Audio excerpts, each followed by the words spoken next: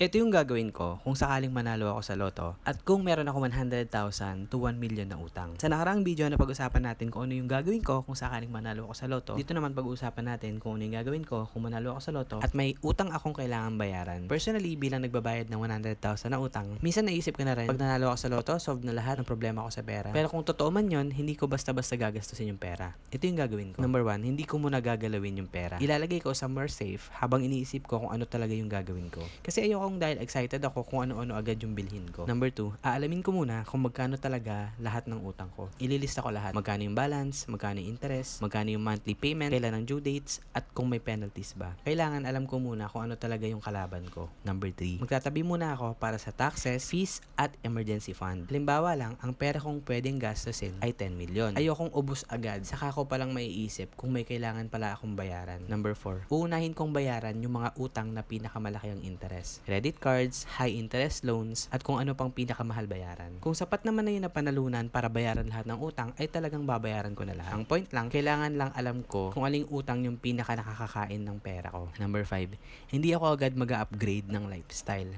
Kasi hindi naman porket may pera ako ngayon, kailangan biglang iba na yung buhay ko. Kotse ko, cellphone ko, at lahat ng monthly expenses ko. Kasi yung lifestyle ko dati, nakabase lang sa dati kong kita. Number 6, maglalaan ako ng maliit na winning budget. Importante rin to. Hindi naman kasi pwedeng sabihin ko na bawal akong gumastos kahit piso. Bro, nanalo ako ng milyones. Siyempre, magse-celebrate ako in my own little way. Pero, gagawa muna ako ng limit bago ako mag-celebrate. Number 7, aayusin ko kung bakit ako nagkaroon ng utang in the first place. Yung root cause ba? Ito yung pinaka-importante para sa akin. Kung nagkautang ako dahil kulang yung income ko, kailangan kong dagdagan yung income ko. Kung dahil sa emergency, kailangan kong magkaroon ng emergency fund. Kung dahil naman sa paggasta, kailangan baguhin yung system sa paggastos. Kung dahil tumutulong ako sa pamilya, kailangan kong matutong mag-set ng boundaries. Kung dahil sa businessman, kailangan kong ayusin yung business model. Kasi pwedeng wala kang utang ngayon, pero baon ka ulit sa utang after 2 years. Kung di ko aayusin ang mga applicable sa akin dyan. Number 8, poprotektahan ko yung natitirang pera.